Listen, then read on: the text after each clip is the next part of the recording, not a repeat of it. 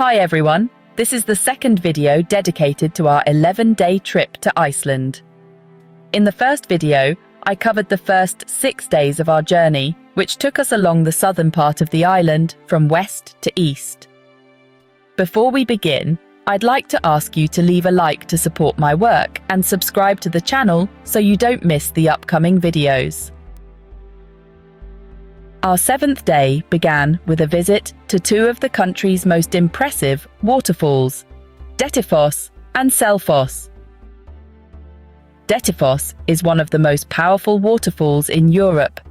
With a drop of 44 meters and a width of 100 meters, the amount of water flowing through Dettifoss is simply staggering, reaching a flow rate of about 193 cubic meters per second. The sheer force of the water creates a cloud of mist visible from afar and a deafening roar that makes the experience truly unforgettable.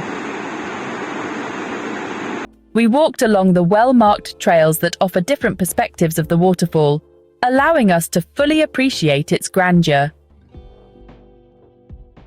A little further upstream, we visited Selfoss, a less well-known but equally fascinating waterfall.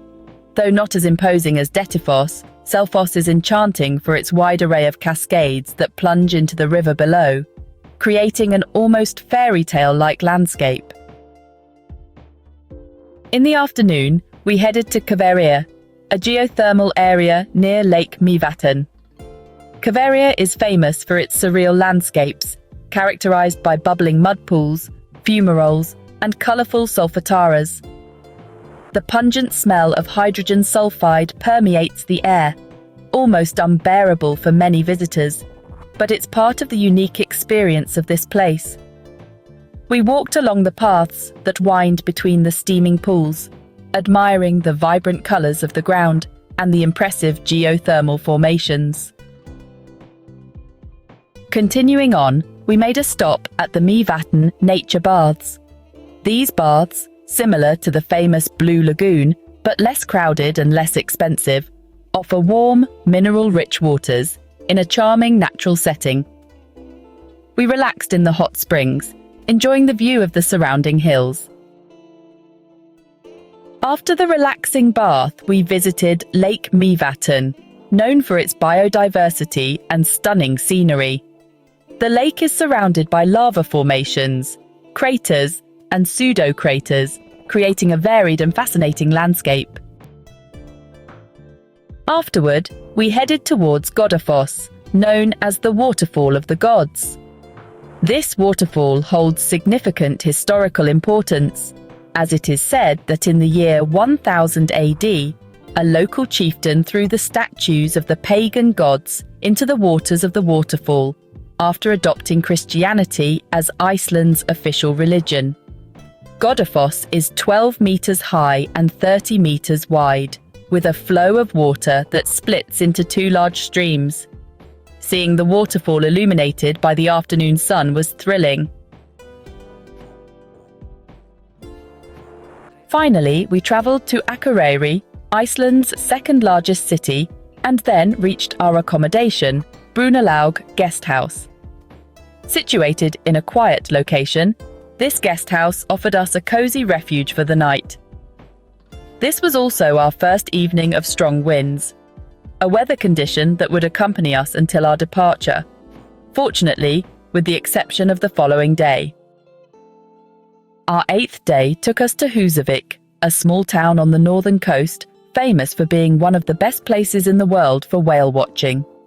Husavik offers spectacular whale watching opportunities thanks to the abundance of plankton and other marine life that attract various species of whales. During our excursion, we were fortunate enough to spot humpback whales, dolphins, and possibly even a few blue whales, the largest known animals on Earth.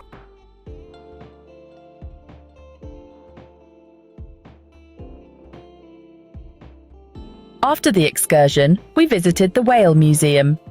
This museum provides an in-depth overview of the different species of whales that can be seen in Icelandic waters, along with information on the biology and ecology of these majestic creatures. In the afternoon, we returned to Akureyri, once again at the mercy of the strong wind that continued to blow intensely. Day 9 was challenging, not only due to the distance, but also because of the road conditions.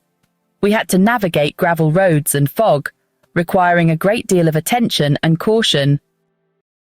Our first stop was Glaumbaer, located in the Skagafjörður region. It's an old farm-turned-museum, with turf buildings dating back to the 18th and 19th centuries. These traditional buildings offer a glimpse into Icelandic rural life of the past, with furnished interiors that show how farming families used to live. A break in the picturesque cafe gave us a moment of relaxation and the chance to taste some local specialties. After the museum, we set out towards the Snaefellsnes Peninsula, passing through spectacular landscapes and even tackling more gravel roads. The peninsula is often described as Iceland in miniature because of the variety of its landscapes. The majestic Snæfellsnes volcano dominates the scenery, reminding us of Jules Verne's famous novel, Journey to the Center of the Earth. We spent the night at the Stöd guest house in Grundarfjörður.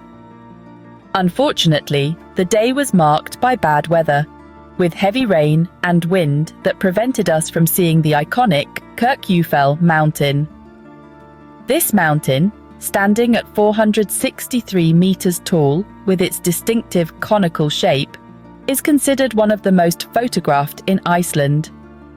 Its unique silhouette, rising isolated on the coast near the town of Grundarfjörður, has become an icon of the Icelandic landscape.